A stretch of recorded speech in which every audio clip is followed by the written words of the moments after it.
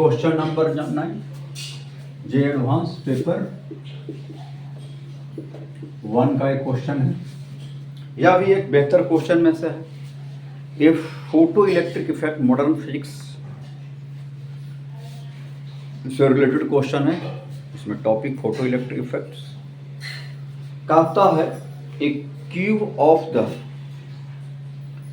Unit volume content, एक cube है उसका यूनिट वॉल्यूम में नंबर ऑफ फोटोन दिया हुआ है 35 into 10 to the power 7 photons in unit volume,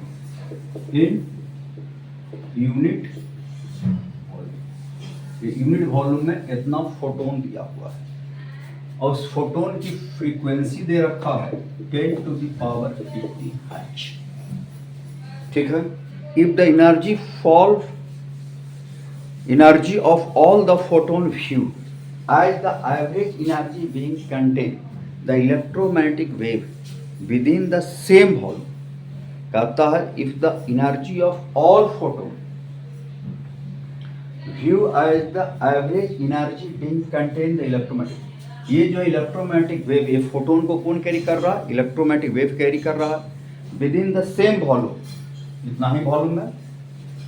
amplitude of the magnetic field V naught दे रखा है alpha into 10 to the power -9 tesla. Taking permeability of space mu naught का value दे रखा 4 into 10 to the power -7 tesla metre per ampere. Planck's constant h का value दिया हुआ है जो यूज करना है 10 to the power 14 joule second, और पाई का वैल्यू यूज करना है 22। अल्फा का वैल्यू क्या होगा? अल्फा इक्वल टू अल्फा को फाइंड करना है। ये आपको क्वेश्चन में दिया हुआ। देखिए अब ऐसे क्वेश्चन कैसे बनाएंगे। तो average energy of electromagnetic wave आप पढ़े हैं, average energy of electromagnetic wave, magnetic field और इलेक्ट्रिक फील्ड दोनों को एक दूसरे के परपेंडिकुलर कंबाइंड करते हैं तो इलेक्ट्रोमैग्नेटिक वेव जो है इन दोनों के परपेंडिकुलर जो है प्रोपगेट करता है। तो वहाँ इलेक्ट्रिक फील्ड और मैग्नेटिक फील्ड की वजह से दोनों तरह की एनर्जी कैरी करता है। मैग्नेटिक एनर्जी और इलेक्ट्रोस्टैटिक एनर्जी और दोनों लाइन इक्वली डिस्ट्रीब्यूट रहते हैं इलेक्ट्रोमैग्नेटिक वेव में। तो मैग्नेटिक एनर्जी मैग्नेटिक फील्ड के टर्म में क्या लिखेंगे? P0 square upon 2 mu not.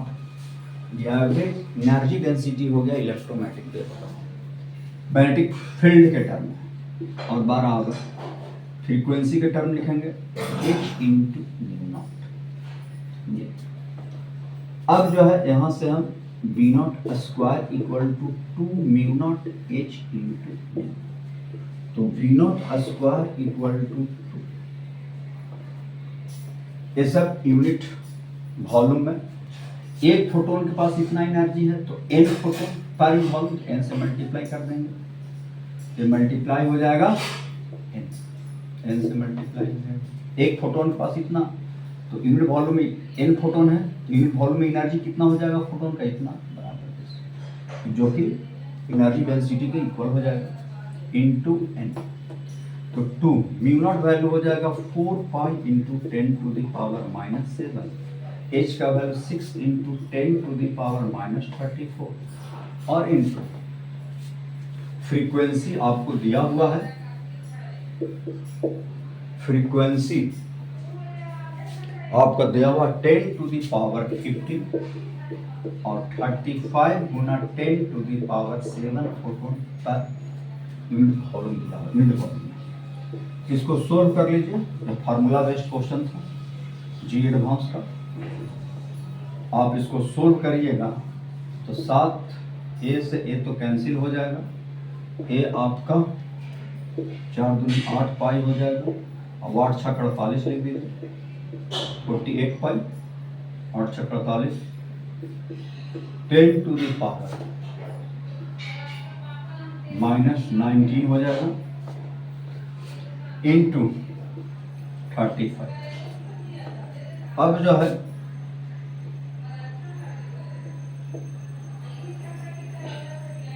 इसलिए we naught square equal to 48 into 22/7 value दे रखा है 10 टू द पावर -39 इंटू 30 7 25। अब यहां से आप निकाल लीजिए वी नॉट स्क्वायर क्या लिखेंगे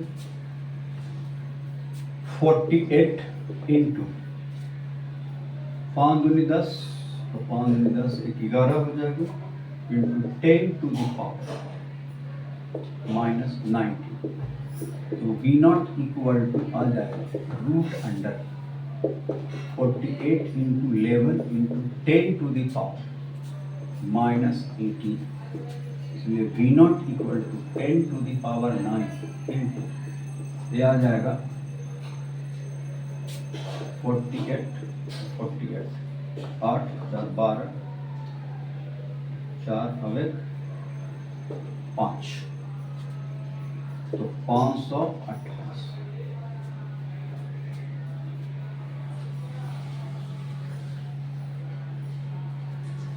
तो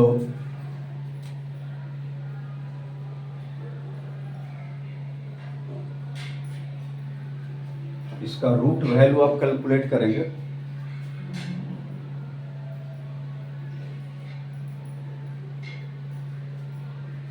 तो क्या हो जाएगा रूट वैल्यू इसका रूट वैल्यू कैलकुलेट करिएगा तो आ जाएगा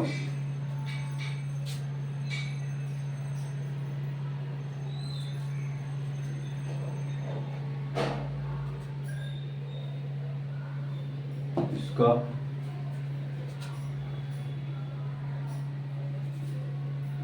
इतना टेस्ला तो अल्फा वैल्यू कितना आ जाएगा अल्फा वैल्यू आ जाएगा अल्फा इक्वल टू आप लिख सकते हैं alpha equal to root under 521 इसलिए नाउ अल्फा इक्वल टू ये आपका 21 20 400 21 का हो जाएगा 441 और लगभग 22 या 23 के लगभग आएगा 5 का हो जाएगा 24 का हो जाएगा अप्रॉक्स 22 आएगा 22 चलिए लिख